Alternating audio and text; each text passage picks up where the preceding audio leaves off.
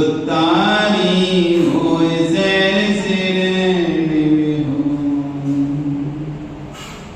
आई राऊ पसियो परवादी भविजी दोई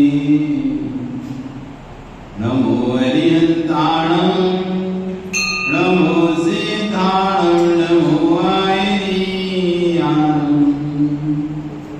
नमो वच्छायाणं नमो द्वये सव्यसाम् बोले अनंत परमेश्वरी भगवान की जय।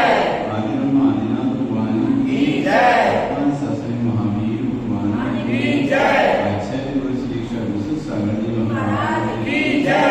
अहिंसा में विश्व धर्म की जय। रक्षा महापर्व की जय। उत्तम त्याग धर्म की जय।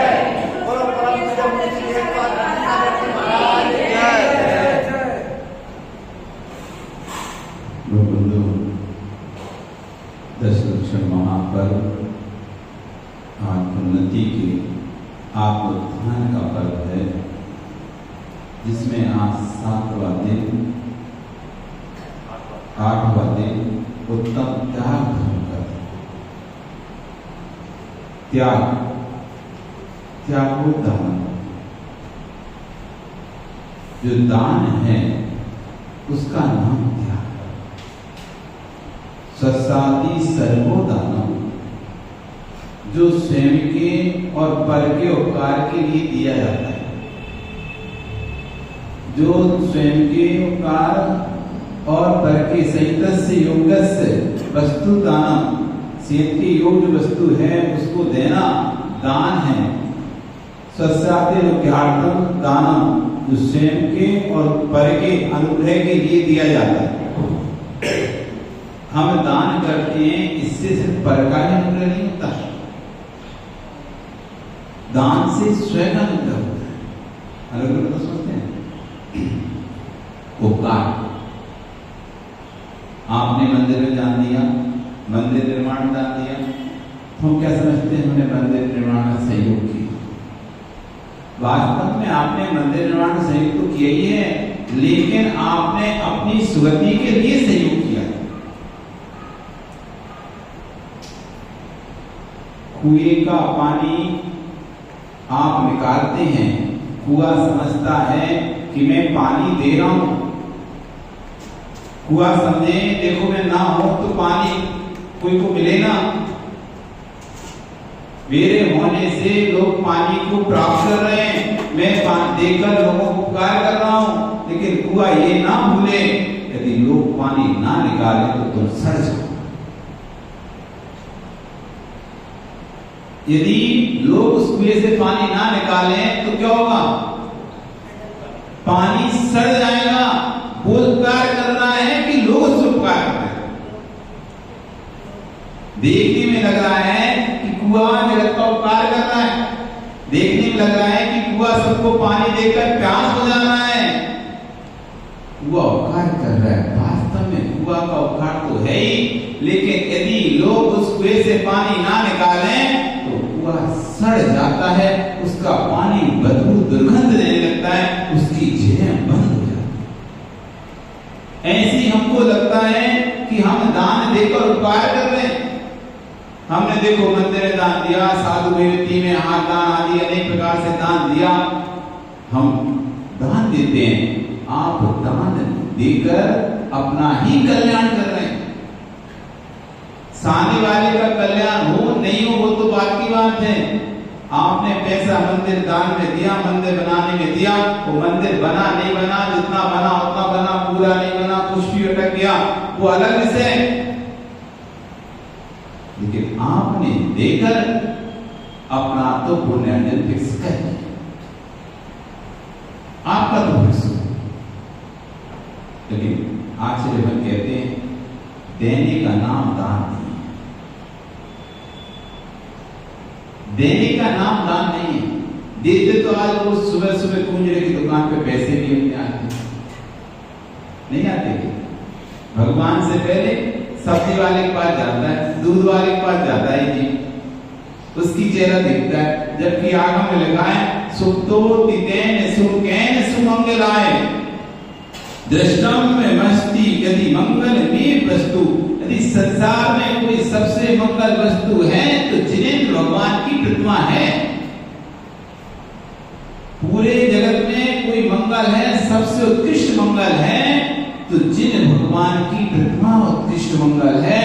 सुप्तो तिसेन सुमुखेन सुमंगलाय,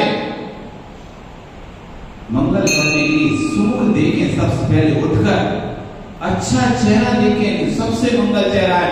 तो भगवान से अच्छा चेहरा जगत में मंगल किसी का है नहीं। अब आगे हैं वो लोग जो सुबह से उठ के पेपर देखते हैं। भगवान वो पुरुष हैं जो सुबह से उठकर देखते हैं तो भगवान का बिंब देखते हैं, सुनते हैं तो मंदिर की घंटी सुनते हैं। अभागे हैं जो लोग उठते से ही एक दूसरे को गाली देना शुरू कर, एक दूसरे से लड़ना शुरू कर देते हैं। पता नहीं क्या सुबह सुबह बस यही सोचते रहते कब सुबह कब लड़े। जगत में कोई मंगल है, मंगल तो भगवान का। सुप्तो तिथेन सुखेन सुमंगलाय द्रव्यष्ट मस्त यदि मंगल में वस्तु अन्येन किम तदे नाथ तदेव वक्त्रम त्रिलोक मंगल निकेतम।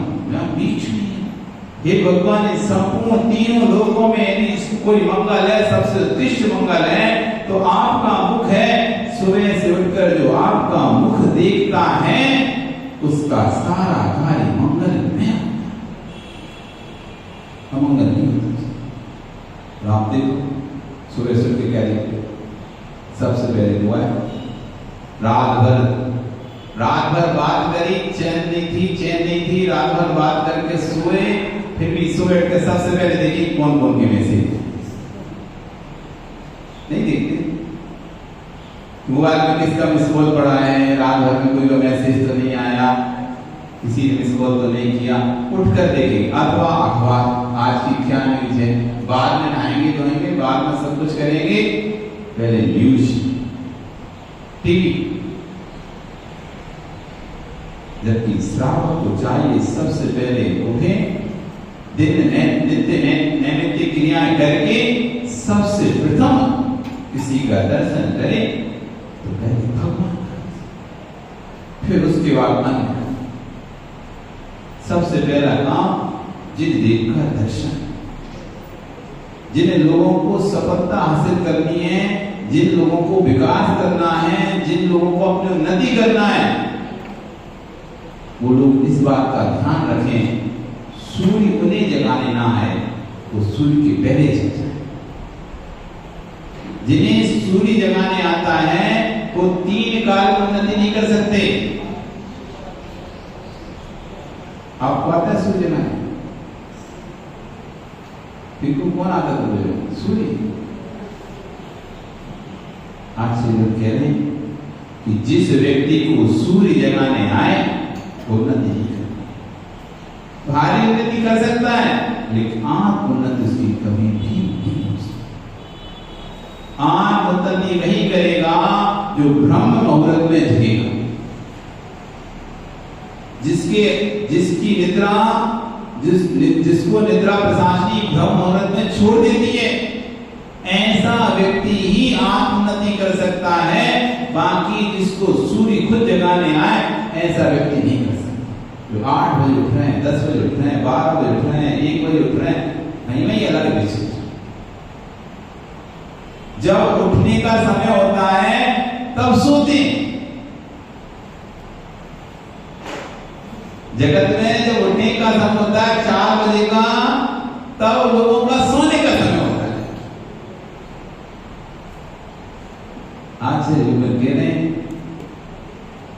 कि जिस समय साधु लोग उठकर सामायिक प्रतिक्रमण करते हैं, पापी लोग उस समय सोते हैं।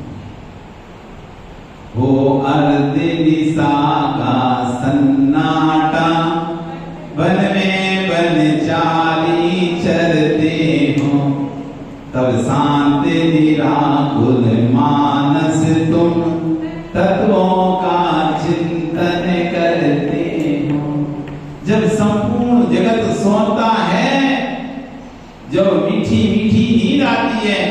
सुबह का समय ऐसा होता है, वो ब्रह्म मुहूर्त का समय, पूरी रात ना सो व्यक्ति चलेगा, लेकिन जैसी 4 बजते उसको भी नींद आने लगती। रात भर जगा व्यक्ति भी ब्रह्म मुहूर्त के समय में सोने की इच्छा करता है, नींद आती है, और उस समय योगी लोग उठकर ध्यान करते,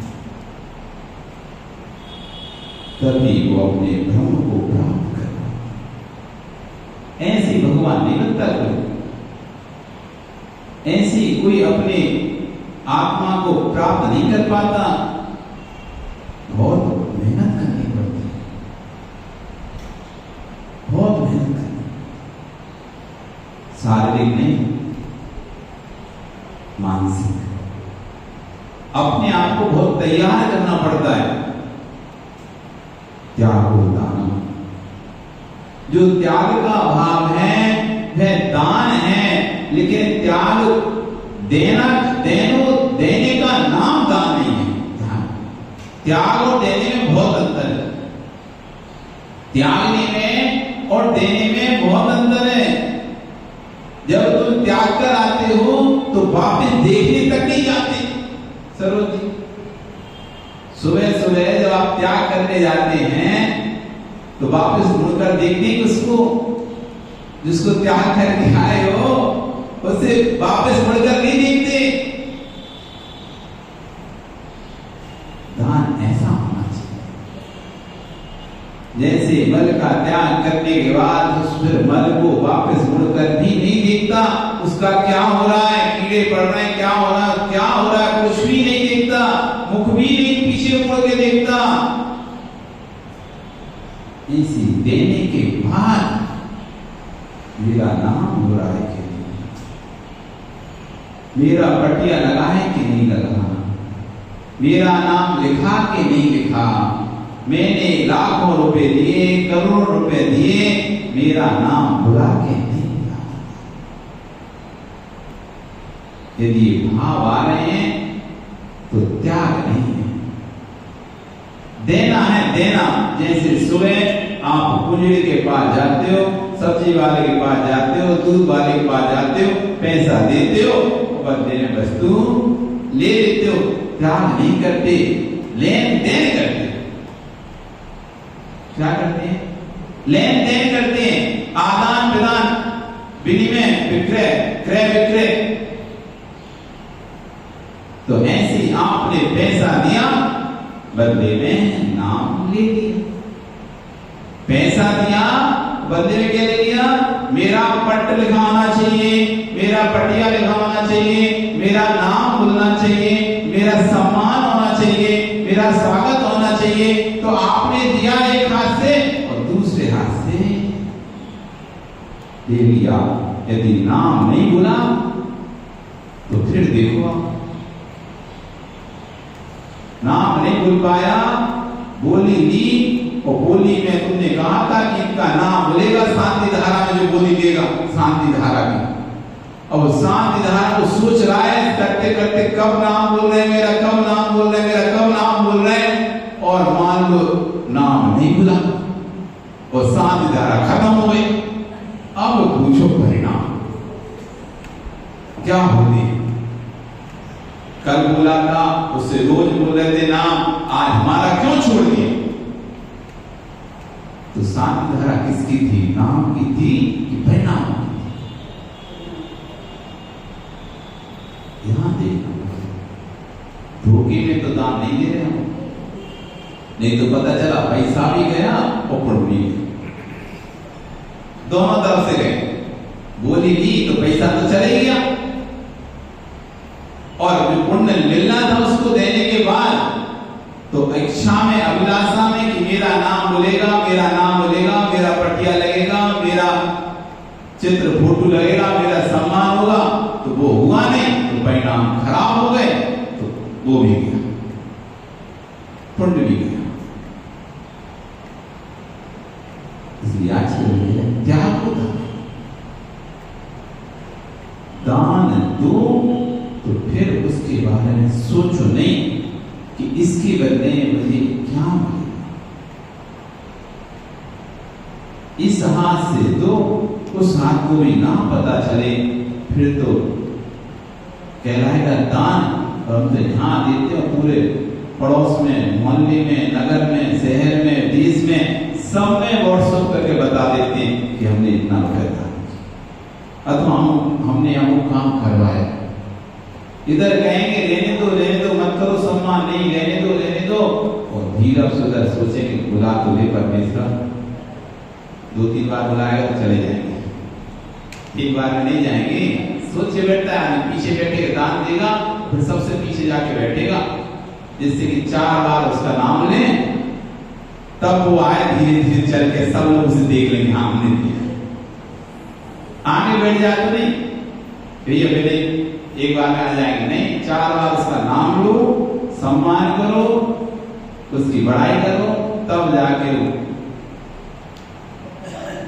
उसकी पूरी बन कीजिए। तुमने जैसे ही नाम छोड़ दिया किसी का, उसने दिया तो नाम छोड़ दिया, फिर तो देखो तुम जाओ उसके पास में पैसा लेने, ये तुमने बोली ली थी, सीधा कहेगा तुमने मेरा नाम लिया था क्या? नहीं लिया ना, काय के पैसे तुम्हारा, तुमने हमारा नाम बोला था, वो भूल गए थे, बस तो खत्म, उसी को तो दिए थे पैसे हमने। त्याग होता, आज समझना है कि त्याग धर्म का दिन है। 4 प्रकार से दान दिया जाता है।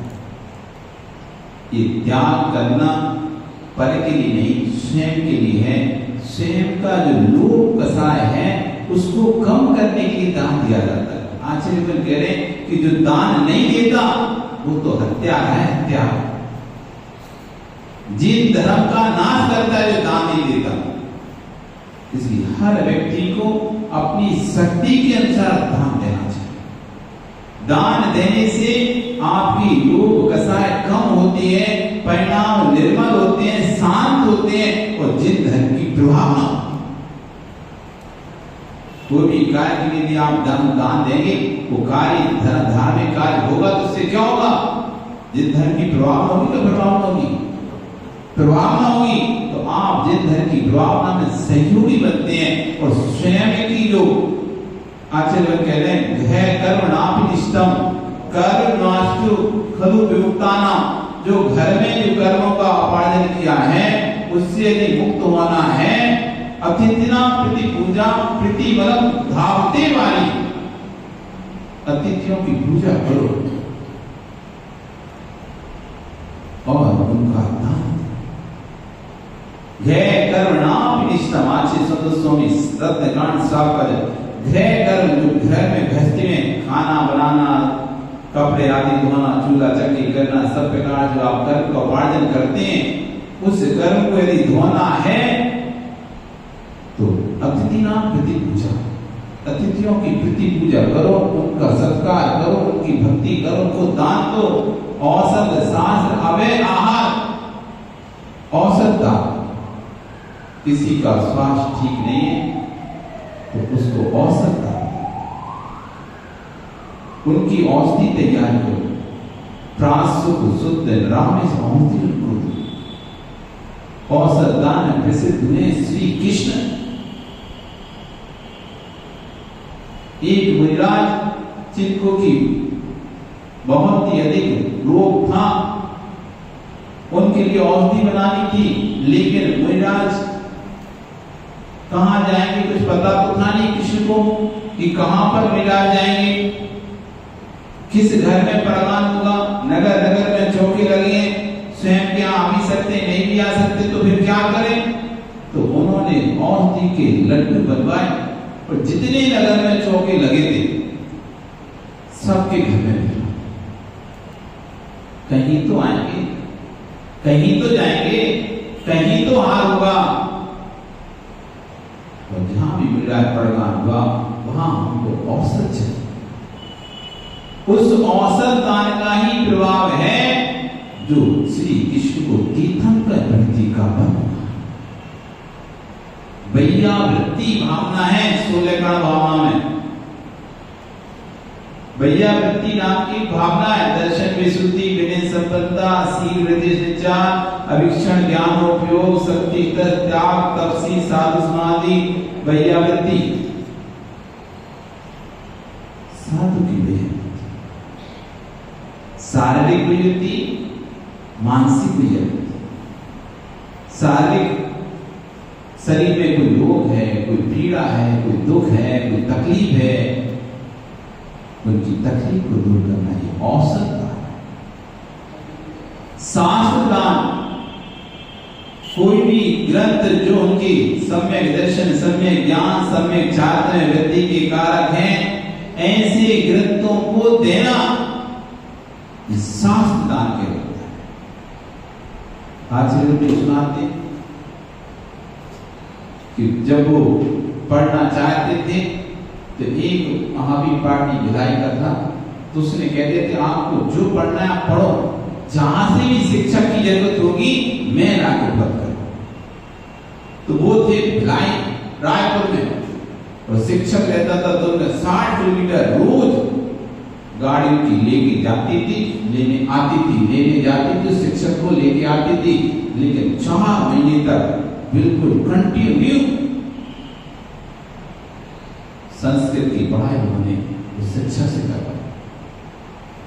ये शास्त्र दान होता है, ज्ञान दान जिसे लोग कहते हैं। जरूरी नहीं कि पुस्तक दे देते बस इसी का ज्ञान दान हो जाता है। आप यदि उनको जो ज्ञान में उनके सहयोग आवश्यकता है, जिससे उनके ज्ञान में वृद्धि हो रही है, ऐसी कोई भी कार्य आप उनके लिए करते हैं, ये ज्ञान दान कहलाता है। इसे शास्त्र दान भी कहते हैं, जिसमें कौंडिस ग्वाला प्रसिद्ध हुआ है। एक कौंडिस नाम का ग्वाला था। ग्वाला वो जंगल में अपनी गायों को चरा रहा था, तभी देखा कि जंगल में आग लगी हुई है, लेकिन एक वृक्ष सुरक्षित है। सारे वृक्ष जल रहे हैं लेकिन एक वृक्ष सुरक्षित है। वो जाके देखता है कैसा आश्चर्य, जब जंगल में आग लगी तो सभी को जलना चाहिए। जो पास में जाकर देखता है कि उसकी कोठर में एक ग्रंथ रखा हुआ होता है। ग्रंथ देखता है क्या है। अब वो तो अनपढ़, उसको तो कुछ समझ नहीं आ रहा क्या लिखा है क्या है, पर इतना समझ में आ जाता है कि कुछ ऐसा है जिसके प्रभाव से ये वृक्ष अकेला बचा हुआ है। उस ग्रंथ को उठाता है, देखता है, लेकिन उसकी तो समझ में कुछ नहीं आती। काला अक्षर भैंस वाला। अब उसको वाले को कहा है कुछ समझ में, उसने कहीं पढ़ा हो तो आए समझ में, तो उसको कुछ समझ नहीं आए, पर इतना समझ में आता ये कोई चमत्कारी ग्रंथ है, चमत्कारी वस्तु है, जिससे कि ये वृक्ष बचा हुआ था। और वह ले जाकर नगर में मुनिराज थे तो उनको वह ग्रंथ भेंट कर।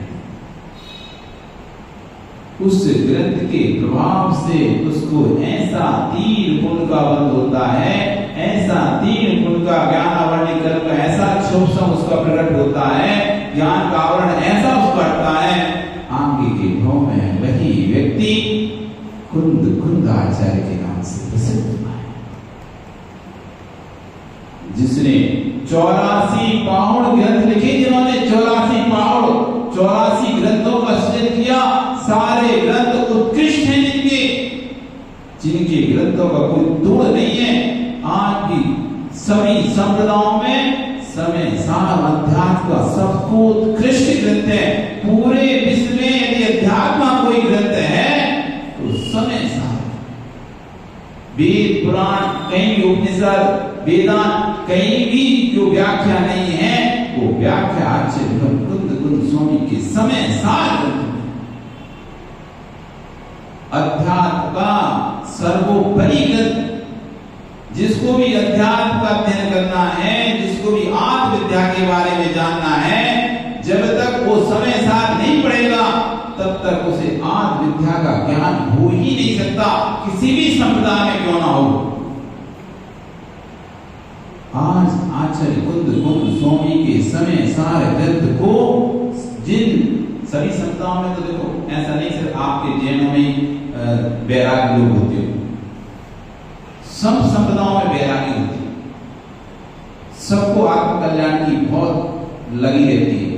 आप विदेशों में जाओ, विदेशों से लोग यहाँ आते हैं घूमने, आत्म कल्याण कहते हैं, आत्मा के बारे में जानने के लिए।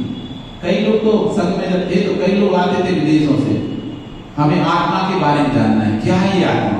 हमने सुन के रखा है भारत में ही इसके बारे में जाना जा सकता, पूरे विश्व प्रसिद्ध है। यदि आत्मा के बारे में जानना है तो भारत में जैन समुदाय के पास जाओ तो आत्मा के बारे में जानो। दिगंबर साधु के अलावा कोई भी विश्व में ऐसा संप्रदाय साधु नहीं है जो शुद्ध आत्मा के बारे में बता सके। इसलिए हम यहाँ पर जैन दर्शन का अध्ययन कर रहे हैं वर्षों से, लाइब्रेरी में रह रहकर पुस्तकों पढ़ के जैन दर्शन का अध्ययन कर रहे हैं। विदेशी लोग यहाँ पर भारत में उस आत्म की खोज में क्या है, ऐसा वो तत्व क्या है जिससे संपूर्ण विश्व चल रहा है। इस शरीर में ऐसी कौन सी शक्ति है इस शरीर को चला रही है। उस आत्म विद्या को जानना।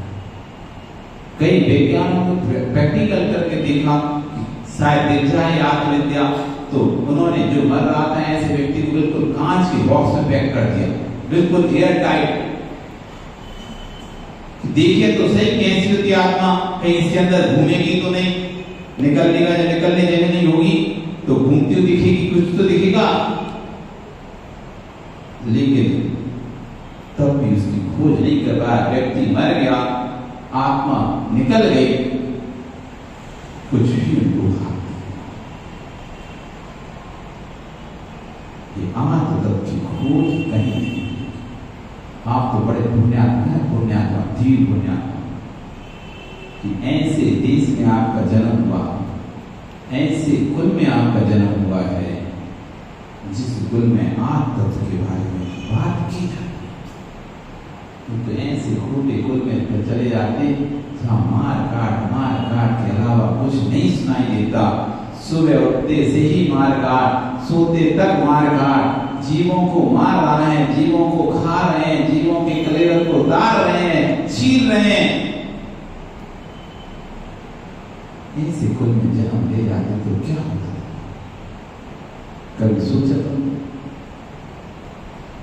कभी सोचा ऐसे कुल में जन्म होता तो क्या कर रहे होते? आज जीवों को छील रहे होते, मार रहे होते।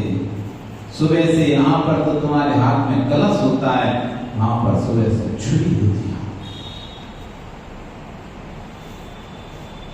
यहाँ तो तुम भगवान की हाथ से द्रव चला रहे हो, वहां तो जीवों को काट कर भगा रहे होते। खिलाना पड़ता, क्या पुण्य इस कुल में आकर कभी इस कुल को अपमान न कर। बड़े मुश्किल से, वास्तव में कोई गलत नहीं बोल रहे, बिल्कुल सत्य बोल रहे। कुल वास्तव में बहुत ही पुण्य से प्राप्त होता है। बड़े पुण्यात्मा जीव होते हैं जिन्हें जैन कुल प्राप्त होता है। यदि जैन कुल प्राप्त कर भी यदि आप दूसरे कुल में चले जाएं तो आपसे बड़ा भागा नहीं है। लोग इस कुल को प्राप्त करने की तरसते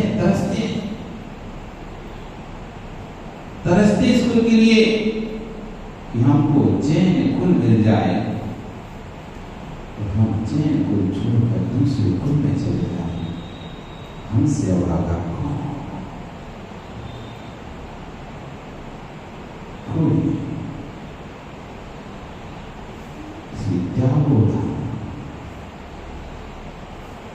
जिस कुल में त्याग की बात होती है, दूसरों के धन को अपहरण की बात नहीं होती है, बल्कि स्वयं के धन को त्याग करने की जहां बात की जाती है, ये वो उच्च कुल है। जहां पर दूसरे के धन को खींचने की बात नहीं की जा रही, अपहरण की बात नहीं की जाती, बल्कि अपने ही धन को त्याग करने की बात की जा रही है। औसत शास्त्र अभय आहार। औसत दान में कौन प्रसिद्ध हुआ? श्री कृष्ण प्रसिद्ध हुए। सात दान में कौन से ग्वाला प्रसिद्ध हुआ? अभय दान।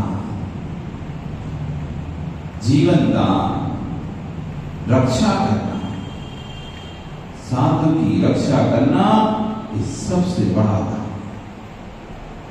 किसी भी जीव को प्राण दान देना सबसे बड़ा दान है। आप खाना दो मत दो, आप उसको पैसा दो मत दो, आप उसको संपत्ति सुख सब दे सकते हो मत दो, लेकिन किसी के प्राण मत।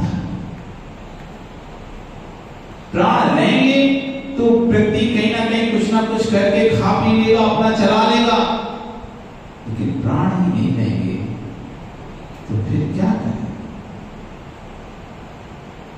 जीवन ही नहीं रहेगा तो कहां से सुख भोगेगा?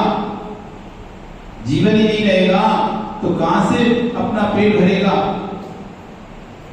इसलिए किसी को यदि दे सकते हो तो जीवन दो, किसी का जीवन मत छीनो। हम किसी को जीवन दे नहीं सकते तो अधिकार नहीं छीने। दे नहीं सकते तो छीनने का अधिकार नहीं है। दे नहीं सकते, कम से कम रक्षा तो कर सकते हो तुम। तुम्हें दिख जाए कोई प्राणी तड़पता हुआ रोड पर, कहीं भी एक्सीडेंट हो गया, गाय बैल बकरी भैंस का पड़ा हुआ है, तड़प रहा है, पूरी कोशिश करो कि हम इसको बचा दें, हम इसका अच्छे से उपचार करा दें, कहीं ये तड़प तड़प कर ना मर। ये मत देखना कि मेरे पास समय नहीं है, ऑफिस जाना है, टाइम नहीं है, दुकान खोलना है, ग्राहक खड़े हैं, ये तो बाद में भी आ जाएंगे, लेकिन एक बार किसी के प्राण चले गए तो पुनः लौट कर नहीं आए। तुम्हारे कुंड में होगा तो ग्राहक चला भी जाएगा, तब भी आगे गए सेठ जमा के चले गए थे, आप इंतजार करते करते अब फिर से आए दोबारा से। बिल्कुल यही उसके मुंह से निकलेगा। आपके कुंड में यदि भाग में पैसा है, वो आएगा कहेगा सेठ जी कितना इंतजार किया, आपका समय था, आप आए नहीं, हम इंतजार करते करते चले गए, फिर से आए। भैया फिर से क्यों आए, आप कहीं से भी ले लेता? नहीं नहीं सेठ जी, हम तो लेंगे इसी दुकान से। कहीं से क्यों ले लेते? आपका पुण्य का पैसा है तो उसके भाव ऐसे हो गए, नहीं कहीं से नहीं लेंगे, चलो 1 घंटे बाद आ जाते हैं,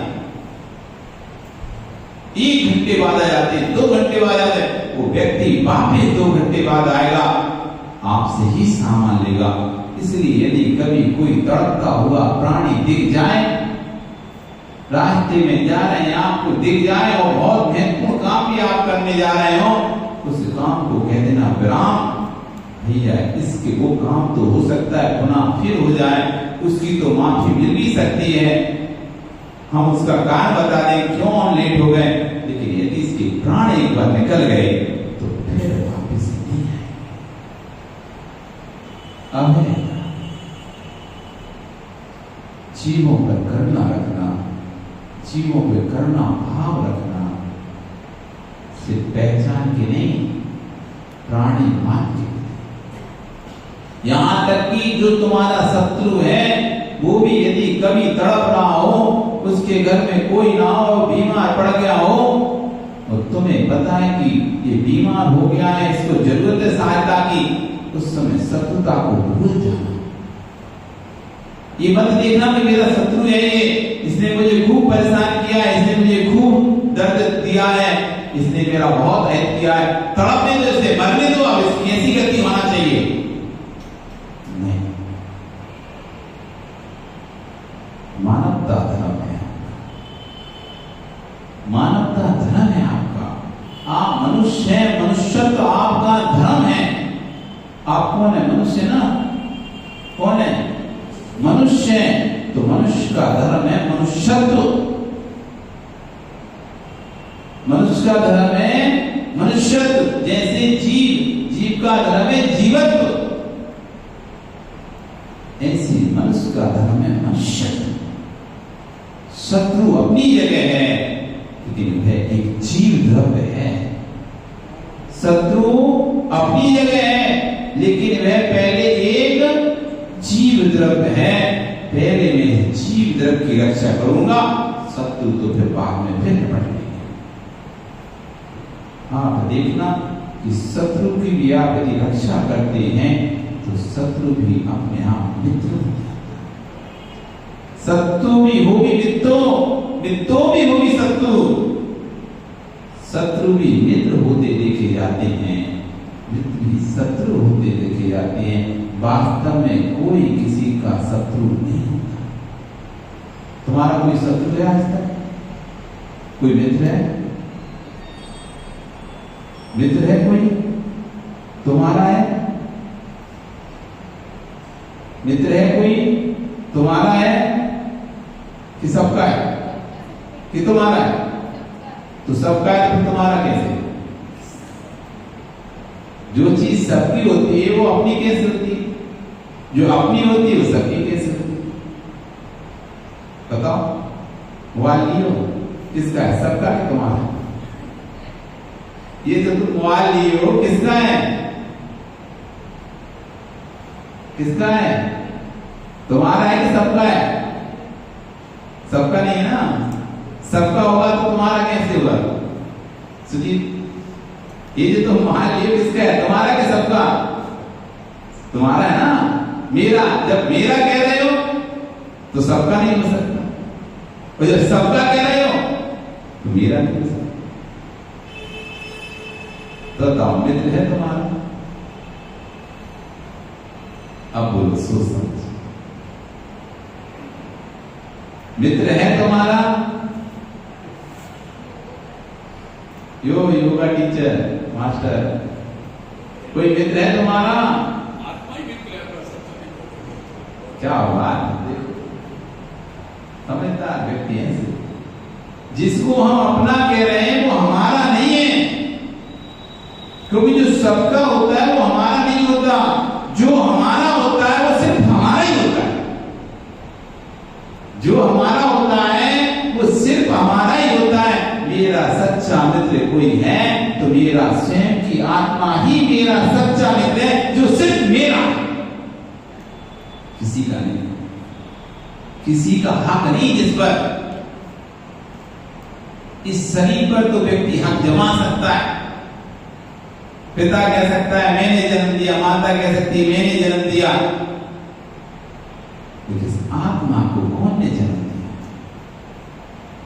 इस शरीर को मां बोल सकती कि हमने जन्म दिया है, 9 महीने पेट में रखा है, इसको पाला पोसा है हमने, इस शरीर को खिलाया है, पिलाया है, इतना बड़ा किया है। इस शरीर को कह सकती है, लेकिन आत्मा को कह सकती है कोई मां? इतनी मां बैठी हैं, सबने बच्चों को जन्म दिए, तो बताओ तुमने कौन सी बच्चे की आत्मा को जन्म दिया? दिया है क्या? नहीं दिया। किसको दिया है? जो अपना होता है उस पर किसी का भी हक नहीं होता। समझ में आ रहा है? क्या है तुम्हारा अपना? मोबाइल, कपड़े, गाड़ी, क्या क्या है तुम्हारा अपना? बताओ। लैपटॉप, कुछ भी अपना है। जगत की जितनी वस्तुओं को जिसमें हम अपनापन देख रहे हैं वो अपना नहीं है। जो सबका है वो अपना नहीं हो सकता। जो अपना है उस पर किसी का हक नहीं होना चाहिए। अब हम तो ही मानते नहीं, हम तो उसी को अपना मानते जिसमें हमारे बस। एक दूसरे का हक है तो भैया अपना नहीं है, तुम्हारी ये तुम ले जाओ, हमें नहीं चाहिए। हक तुम्हारा है, लेकिन हम तो वही रखेंगे जिस पर हमारा अपना अब है। जीवों पर करुणा करना, प्राणी मात्र के प्रति दया करना, क्योंकि शत्रु अपना नहीं है, शत्रु मेरा नहीं है, मित्र मेरा नहीं है। ये तो मेरी दृष्टि है कि उसमें मुझे शत्रुपना दिख रहा है। यदि वो शत्रु होता तो सबको शत्रु दिखना चाहिए, कभी किसी को मित्र नहीं दिखना चाहिए।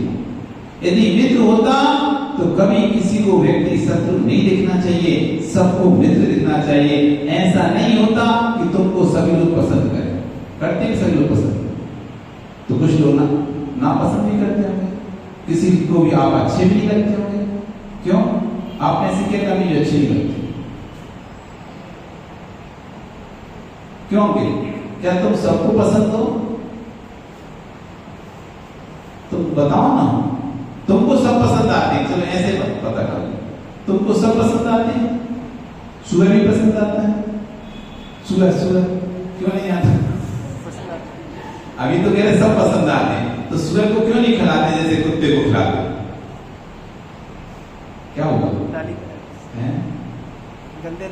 गंदे रहते थे, पसंद नहीं आते ना।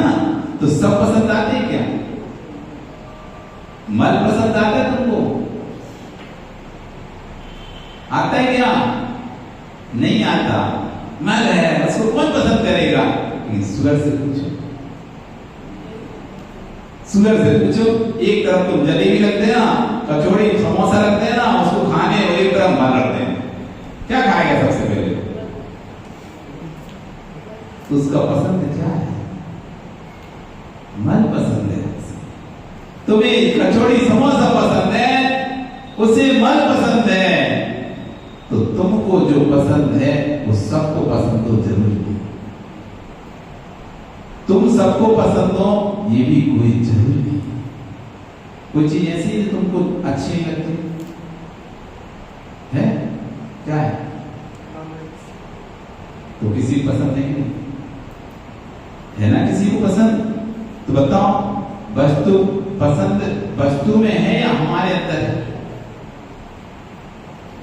पसंद ना पसंद वस्तु के अंदर है या हमारे अंदर है?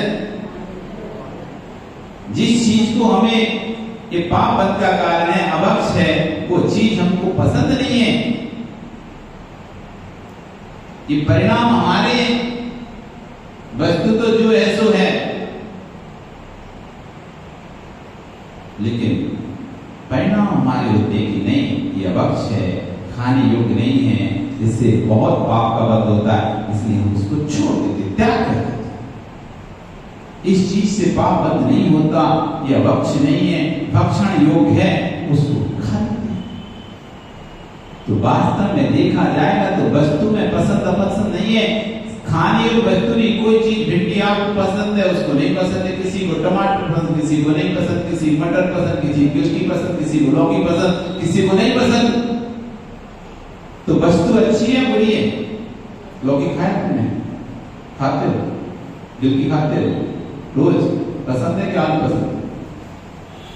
गिलकी पसंद है कि आलू पसंद है? क्या पसंद है दोनों में? आलू ना, गिलकी नहीं पसंद। तो बताओ, गिलकी बुरी है कि अच्छी? हाँ, तो अच्छी है तो फिर पसंद क्यों नहीं? यदि अच्छी होती गिलकी तो सबको पसंद होना चाहिए, बुरी होती तो सबको बुरी लगनी चाहिए। लेकिन गिलकी अच्छी बुरी नहीं है, हमारे परिणाम, हमारी जिह्वा, हमारी स्पर्श रसना यदि उस इंद्रिय पर उसका स्वाद नहीं जमता, हमको अच्छा नहीं लगता उसका स्वाद, तो हमको पसंद नहीं। इसलिए शत्रु नहीं है कोई तुम्हारा, तुम्हारे परिणाम ही तुम्हारे शत्रु हैं। वो तुम्हारे अनुकूल नहीं चल रहा सामने वाला व्यक्ति, इसलिए तुमको क्या लग रहा है? शत्रु लग रहा है। कोई व्यक्ति तुम्हारे अनुकूल चलने लगे, जैसा तुम कहो वैसा मान ले, तुम कहो यहाँ बैठ जा तो यहाँ बैठ जा, तुम कहो चला जा तो चला जा, तो वो तुमको अच्छा लगता है। शत्रु ही मित्र लगता है।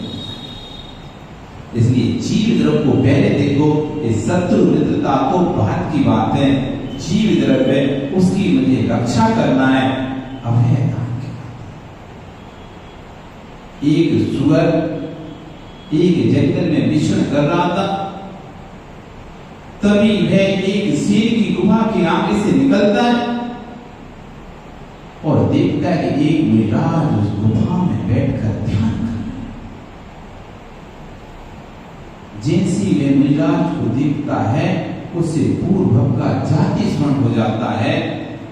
ओहो, मैं भी पहले श्रावक था, पूर्व में मैंने पर निंदा का मल खाया था, निंदा की थी दूसरों की, साधु की निंदा की थी, बुराइयां की थी, तो आज मुझे मल खाने वाली पर्याय प्राप्त हुई।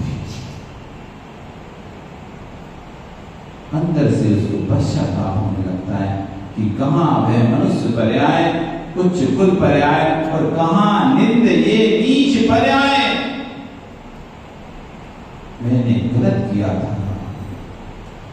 अचानक उसे याद आता, अरे ये तो शेर की गुफा है और शेर किसी भी समय यहाँ आ सकता है और ये शेर मृगराज को खा जाए। अब अंदर से ग्लानि भाव से भरा था कि मैंने पूर्व पर्याय में मृगराज की निंदा की थी, उनका वाद किया था, लेकिन इस पर्याय में मैं कम से कम इनकी कुछ नहीं कर सकता, इनकी रक्षा जरूर करूंगा,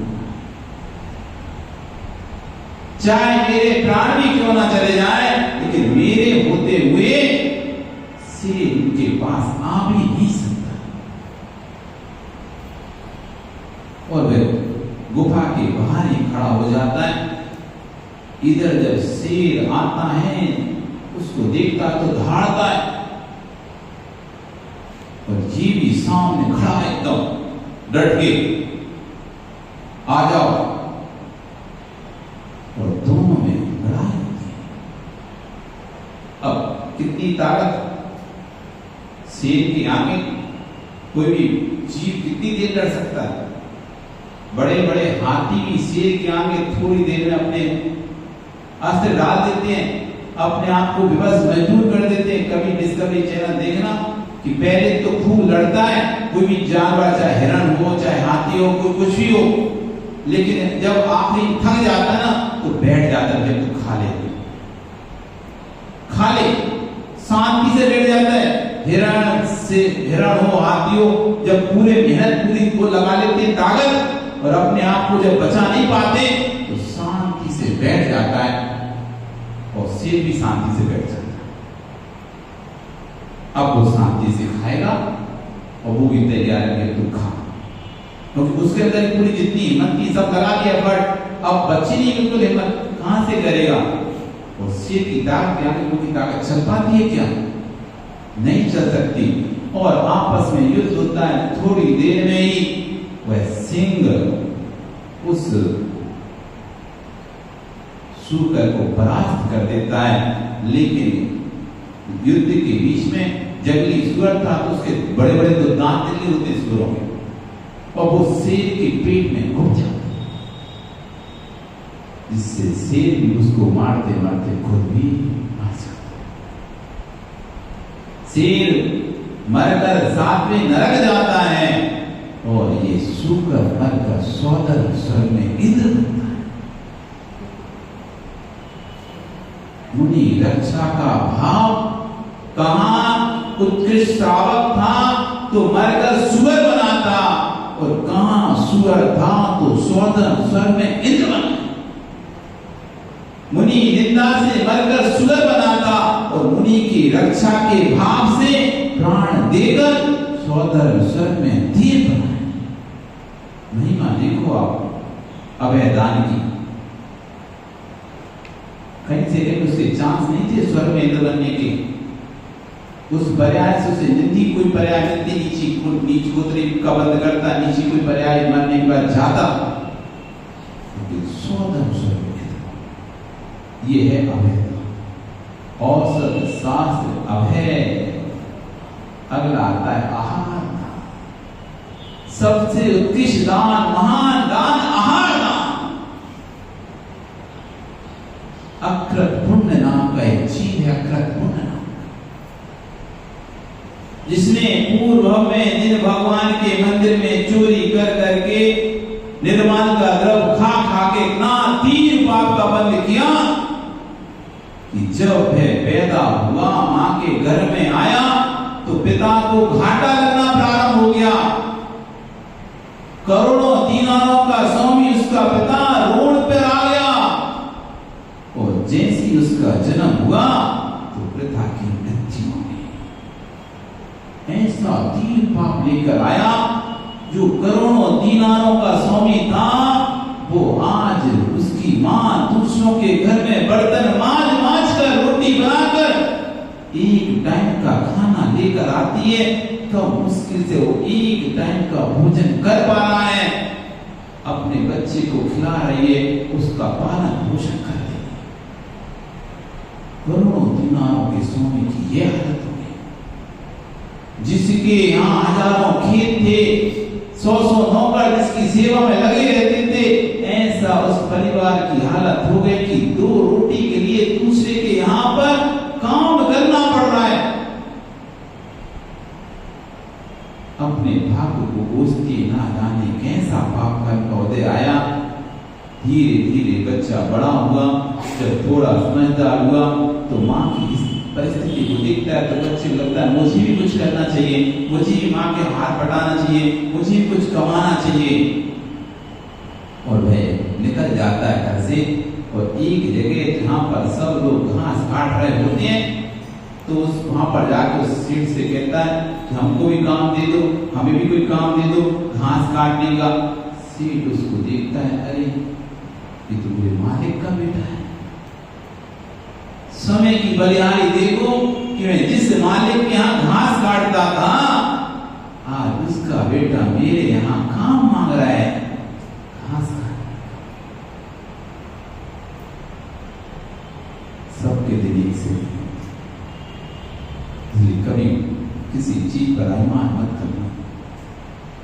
सबके दिन एक से नहीं होते, सब दिन एक से नहीं होते,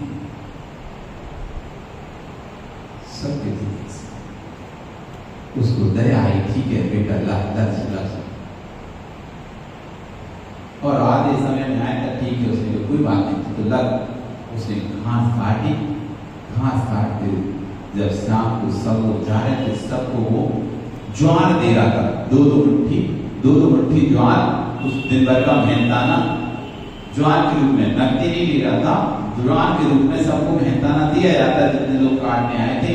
तो जब ये आया तो वो सोचता है चलो इसको हम सबको ज्वार दे रहे हैं, इसको गेहूं दे देते हैं, गेहूं दे देते हैं, अच्छा धान दे देते हैं, ज्वार से अच्छा दे देते हैं। लेकिन उसको इतना विवेक पता नहीं था गेहूं क्या होता है, ज्वार क्या होती है। तो जैसे इसको गेहूं देता है तो कहता है चाचा आप हमारे साथ भेदभाव क्यों कर रहे हो, सबको ज्वार दे रहे तो हमको भी दो ना, हमको ये क्यों दे रहे गेहूं। उसे पता ही था गेहूं महंगा होता है, ज्वार सस्ती होती है। लेकिन कहते ना जैसा पुण्य होता है उतना ही मिलता है। माताओं एक भिखारी आता है आपके दरवाजे पर, ऐसा तो नहीं आप घर में कुछ ना हो, सब कुछ होता है, लेकिन फिर भी जब मांगता है तो आप कितना देते हो, एक कच्ची आटा। इससे ज्यादा आपका निकलता नहीं है, हाथ से बनते नहीं। आप सोचो चलो 1 किलो आटा दे दें, एक थैली भर के दे दें, नहीं, एक कच्ची से ज्यादा आपके हाथ से जाता नहीं है। ये आपकी गलती नहीं है, उसका पुण्य एक कच्ची का है, इसलिए एक कच्ची है।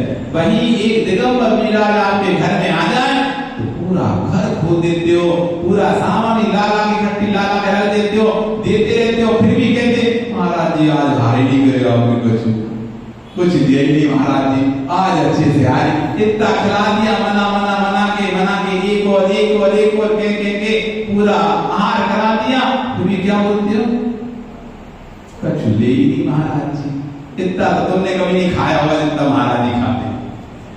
जितनी वैरायटी महाराज को देते हैं उतनी वैरायटी तो तुमने पूरे दिन में नहीं खाई होंगे अभी तक, लेकिन फिर भी क्या बोलते हैं, कुछ भी नहीं लिया है। तुम्हारा खाना बनाने बिल्कुल तुम्हारी देवी को आधा घंटा नहीं लगता, एक सब्जी बनानी है, दाल रोटी चावल बस हो गया। वो नमकीन रखा हुआ तो उसमें थोड़ा सा नमकीन रोज तो बनाना नहीं, एक बार बना के रख लिया तो चलेगा महीना भर तक, तो वो दे दिया। अब यहाँ तो एक साधु के हाथ बनाने में 3 घंटे लग जाते हैं।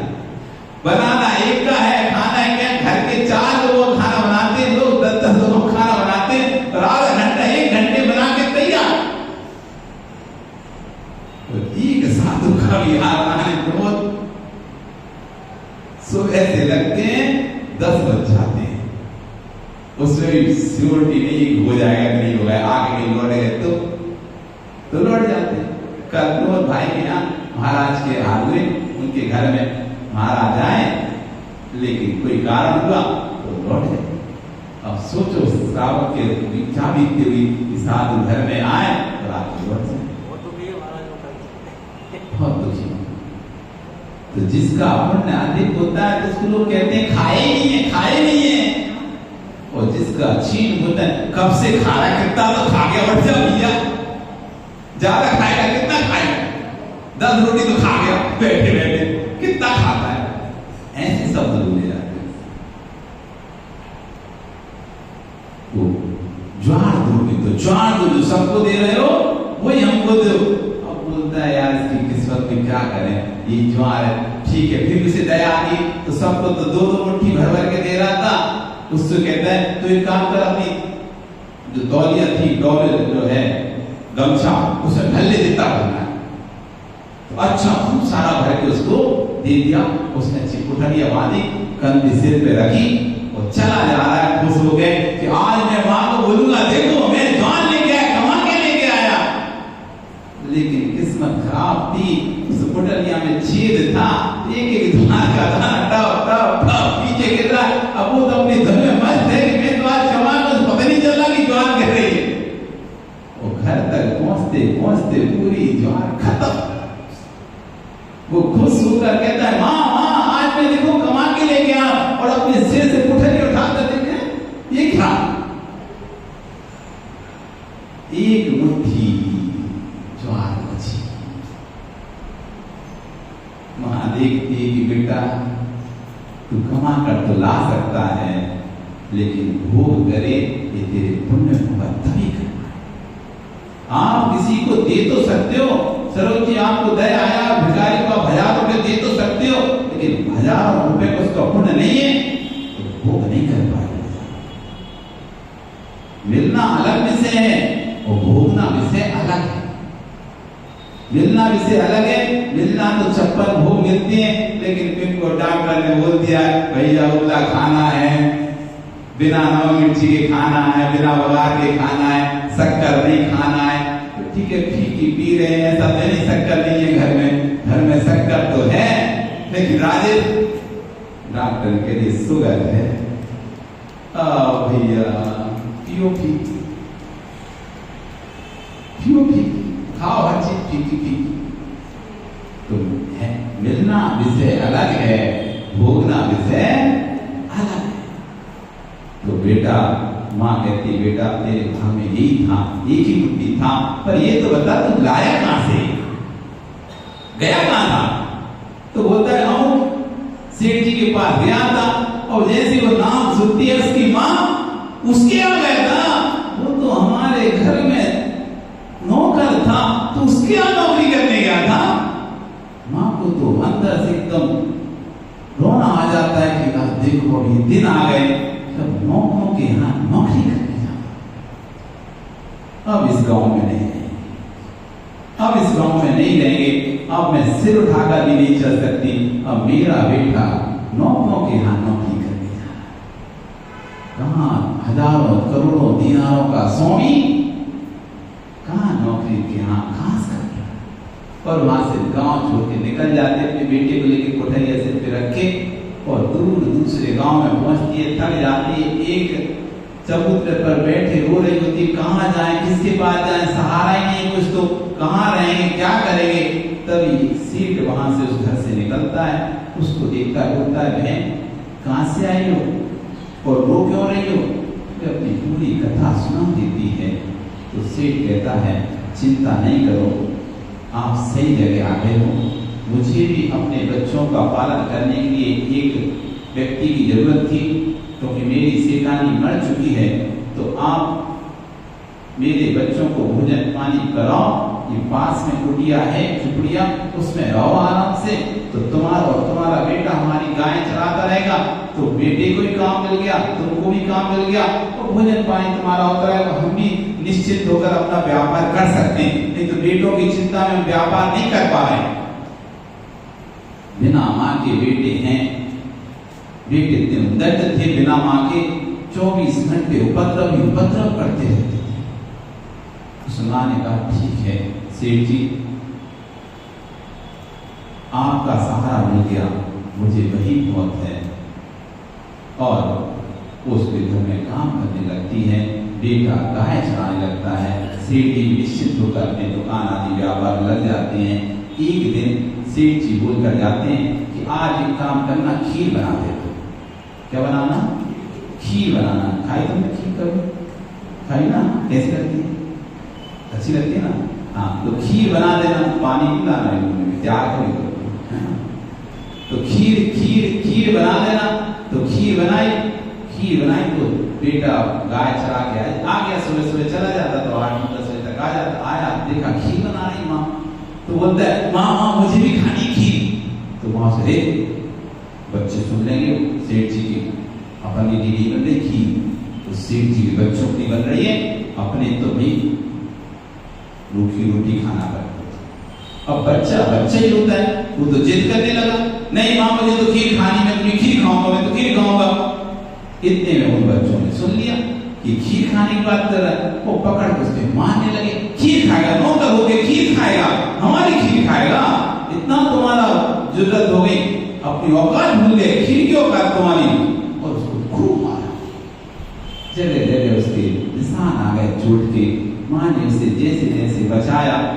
अब उससे लड़ तो नहीं सकती, तो भी नौकरी और चली जाएगी, लड़ेगी तो अपने बच्चे को साथ पकड़ के दूर करके और उससे माफी मांगी, पैर पड़े, गलती हुई, बच्चा है, छोड़ दो इसे। और वो लोग जैसे जैसे छोड़ते हैं, माँ रोते रोते अपने बच्चे को, बच्चा भी रोता रोता एक तरफ बैठा रहता है। सेठ जी आते हैं, देखते हैं कि बच्चे का भूरा चेहरा सूजा हुआ है, जगह जगह मार के निशान है, लाठी के निशान है। पूछते हैं क्या हुआ? तो माँ कहती कुछ नहीं, गरीबी के दिन ऐसे ही होते हैं, गरीबी के दिन ऐसे ही होते हैं। अमीर का बच्चा इच्छा करता है तो वस्तु प्राप्त हो जाती है, गरीब का बच्चा इच्छा भी करे तो मार के अलावा उससे कुछ नहीं मिलता। सेठ जी पूछते हुआ क्या? इन बच्चों ने मारा है। तब पूरी माँ कहानी सुनाती, इसने खीर के लिए बोला, बच्चों ने सुन लिया तो बहुत इसको पीटा है, हम कुछ कर भी नहीं सकते। सेठ को भी बड़ी गुस्सा आती बच्चों पर, लेकिन क्या करें, पूरी समझता बिना माँ के बच्चे हैं, उद्दंड हो चुके हैं पूरी तरह से, इनको समझाना ही बेकार है। तो कहता है तुम बहन चिंता नहीं करो, तुम यहाँ से दूध ले जाओ, चावल ले जाओ, अपने घर में जाकर खीर बना के बच्चे को खिला। तो माँ अपने बच्चे से जाके बेटा सेठ जी को दिए, तुमको खीर खाने मिलेगी, अपन घर में खीर बनाए। तो बच्चा रोता, बच्चा भी खुश हो जाता है, चलो खीर खाने मिलेगी ना? हाँ पक्का, बिल्कुल खीर खाने मिलेगी। और वो चावल दूध लेकर घर चली जाती माँ, उससे कहती बैठो बैठो अभी खीर बनाते तुम्हारे। तो बढ़िया खीर के लिए उसने तपेली रख दी है, दूध में चावल डाल दी है, खीर उबल रही है, वैसे बेटे के परिणाम भी बन रहे हैं। बस अब बनने वाली खीर मिलने वाली, खीर मिलेगी, खीर खाएंगे। कभी इसने खीर खाई नहीं थी, बहुत अंदर से जिज्ञासा थी। खीर गर्म है तो माँ सोचती इसे खाने की बहुत जल्दी पड़ी है, हम दे देंगे तुरंत ही खाएगा और मुझे जाएगा इसका। तो बोलती उससे बेटा देखो ऐसा है कि तुम बहुत बड़े पिता के बेटे हो, लेकिन उन पाप को जैसे तुम्हारा सारा संपत्ति नष्ट हो गई है। जब हमारे पास संपत्ति थी तो कोई भी दिन ऐसा नहीं जाता था जब हम अतिथि सेवा ना करते हो, हम साधु का इंतजार कर उसका पड़गान का समय मेला निकाल कर आहार करते थे, भोजन करते थे। आज इतने दिनों बाद अपने उत्कृष्ट खीर बनाई है, मैं पानी लेने जा रही हूँ, यदि कोई साधु यहाँ से निकले तो उसको रोक ले, अपन पहले उसको खिलाएंगे फिर। बेटा कहता ठीक है माँ, अब खीर तो खानी है, खीर तो खानी, तो माँ जैसी कही मैं मानेगा, ठीक है माँ ठीक है। और माँ चली जाती है, माँ चली जाती है अपने मटकी लेकर, और इधर बेटा बैठा हुआ है बाहर डेयरी पर, कोई आए जल्दी से उन्हें खीर खिलाए, कोई महाराज आए तो खीर खिला दे, फिर अपने खीर खाना है। और देखता है कि दूर से महाराज आ रहे हैं। अब महाराज 500 वर्ष के बाद प्रीतिधारी मिजाज थे, माँ सुखा से बात निकले थे। ये नियम लेके कि कोई माँ यदि सिर पर घट रखकर पानी से भरा घट सिर पर रख के पड़गाएगी तो हम पड़गान उस दिन हाथ करेंगे, नहीं तो फिर एक माए को पास। अब इधर इधर बच्चे ने देखा कि महाराज आ रहे हैं, बड़ा खुश हो गया। अब खीर खाना, महाराज ने जो अब पूरी हो गई कंडीशन, अब जल्दी से खीर खिलाते हैं और फिर अपन खाते हैं। और जैसे नजदीक महाराज आए तो बच्चा आए खड़ा गया, महाराज रुको। महाराज रुक जाते, रुको, मेरी माँ ने खीर बनाई है, खीर आप खा के जाना, आप खा के जाना, ऐसी बन जाओ, रुक जाओ। तो महाराज ऐसे रुकते हैं क्या? जहां पर नब्दा भक्ति होती है, पड़गान होता है, कहीं रुकते, ऐसे नहीं रुकते। तो महाराज आगे बढ़े, जैसे आगे बढ़े फिर वो आगे आगे, अरे महाराज रुको, बहुत अच्छी खीर है, आपको बहुत अच्छी लगी, मेरी माँ बहुत अच्छी खीर बनाती है, खा के जाना। अब महाराज ऐसे नहीं रुक सकते ना, तो फिर वो आगे बढ़े। अब तो उसको रोने आने लगा कि अब खीर नहीं मिलेगी, नहीं चलेगा। जो माँ बोल के गई थी कि महाराज को खीर देंगे, उसके बाद नहीं चलेगा, तो खीर कहां से मिलेगी? अब वो रो रहा, महाराज के पैर पकड़ के, महाराज मत जाओ, मत जाओ, मेरी माँ ने खीर बनाई है, खीर खा के। अब महाराज क्या करें? अब आगे भी नहीं बढ़ पा रहे, अब रुक भी नहीं सकते। अब वो पैर पकड़े रो रहा है, नहीं जाओ महाराज, नहीं जाओ। महाराज आगे बढ़ रहे हैं, फिर वो पकड़ रहा है, नहीं जाओ महाराज, नहीं जाओ। इतने में माँ वहां से चली आ रही थी, बेटे को देखती कि मुनिराज के चरणों में मेरा बेटा पड़ा है, धन्य वे माँ जिनके बेटे मुनिराज के चरणों में बैठे। अभागी है वे माँ जिनके बेटे दूसरों के चरणों में बैठे। वो बेटे को देखती कि अरे मेरा बेटा मुनिराज के चरणों, और तुरंत आके खड़ी हो जाती, समझ हो जाती कि महाराज को रोक रहा है, महाराज कैसे रुकेंगे नहीं। तुरंत आके पड़गा, हे स्वामी नमोस्तु नमोस्तु नमोस्तु। महाराज की तो विधि यही थी कि कोई घट लेके पड़ गए तो पड़क जाएंगे, तो वो तो घट लेके पानी लेने गई थी तो पड़क गए। नामदा भक्ति की और घर में लेके गई, उच्चासन बैठाना, बेटा बाहर देरी पर बैठा है कि चलो अब महाराज खाएंगे, फिर अपन खीर खाएंगे। तो माँ ने एक भगोनी खीर बनाई थी, कितनी बनाई? 2 लोगों ने तीसरी बनाई थी। अब उसने सोचा कि चलो इसकी काम करते, इसके पहले 3 पार्ट कर, 3 भाग कर ले, एक स्वयं के लिए, एक खुद के लिए, एक महाराज। अब उन्हें क्या बताया, महाराज की माए को पास ही, तो उनके एक में हो जाएगा काम। तो इसने एक कटोरा भर के महाराज के लिए निकाल ली और देना शुरू किया। बच्चा देख रहा बड़े भक्ति भाव से, और देते देते कटोरा खत्म हो गया। अब कटोरा खत्म हो गया तो माँ सोचती कि अब क्या करें, तो सोचते अपन ने तो पहले खूब खीर खाई है, कोई बात नहीं खाएंगे, अपने हिस्से की दे। तो वो बेटा देखा है, माँ ने अपने हिस्से की खीर उठाई और महाराज को दी, और फिर अब वो खीर भी खत्म हो गई।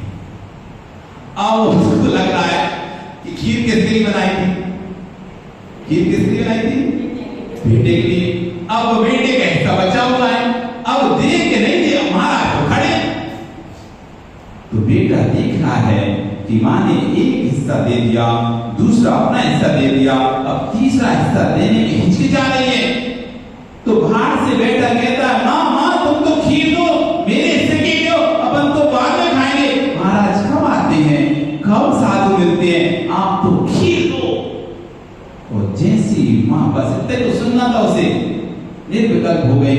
और जैसी वो खीर देती है, अक्षीण महानस रिद्धि के धारी मिलाए थे, वापस कटोरा लबालब फिर पूरा महाराज हार कर लेते हैं, पूरा हार करा के अच्छे से हार कराते हैं, लेकिन कटोरा खाली नहीं होता। महाराज हार करके चले जाते हैं, अपने बेटे को खीर खिलाती है, तब भी कटोरा खाली नहीं होता। खुद खीर खा लेती है, तब भी कटोरा खाली नहीं होता। मोहल्ले को बुलाती है, तब भी कटोरा खाली नहीं होता। पूरे गांव को बुला लेती है, तब भी कटोरा खाली नहीं होता। अक्षीण महान सिद्धिधारी जिस चौकी में हार कर जाते हैं, पूरे दिन उस चौकी में रसोई खत्म नहीं होती। चक्रवर्ती का कटक भी क्यों ना आ जाए, पूरा चक्रवर्ती की सेना भी क्यों आ जाए, उस कटोरे से खा जाए, लेकिन खीर खत्म नहीं होती। ये रिद्धि का प्रभाव होता है। अक्षीण मानस, मानस मतलब रसोई, मानस मतलब कहता है रसोई, जो रसोई कभी छीन ना होगी पूरे दिन भर, ऐसा प्रभाव रहता है। उस दान की इतनी सी भावना करने से वह व्यक्ति अगले भव में मरकर सकृत पुण्य हुआ, जिसे दूसरा नाम था जिनका धन्य कुमार। जहां हाथ डाले वहीं धन निकले, जहां हाथ लगाए वहीं धन निकले। उसके जो बाकी जो छह होते वो मरकर आगे हम उसी के भाई बने, वो उसको हर तरफ से मारने की कोशिश करें, वो हर जगह से बच जाए, उसको कुछ भी करें लेकिन उसका हर समय अच्छा ही अच्छा हो। भूतों के घर में भेज दिया तो वहां भी भूतों के राजा ने उसका सम्मान करके उसको धन मुद्राएं, कहीं भी जाता पैसा ही पैसा आता। बस एक सिर्फ आहार दान की अद्भुत नाश का ये फल है। सोचो आहार दान का क्या फल होगा, जब उसकी अनुमोदना का ऐसा फल है तो दान का क्या फल होगा। ये 4 प्रकार के दान, औषध, शास्त्र, अभय, आहार, 4 संग को दीजिए, धन बिजली पुनहार, नर भव लाभ दीजिए। धन तो बिजली के समान है, जैसे बिजली चमकती है नष्ट हो जाती है पता नहीं कहां जाती है, ऐसी धन भी है कब तक है फिर पता नहीं कहां चला जाएगा। इसलिए अपने धन का सदुपयोग कर लो। आज त्याग धर्म का दिन है, इस दान को देकर अपने जीवन को उत्कृष्ट बनाएं और अपने जीवन में तीव्र गुण का संचय करें। इसी मंगल भावना के साथ पूरी भगवान महावीर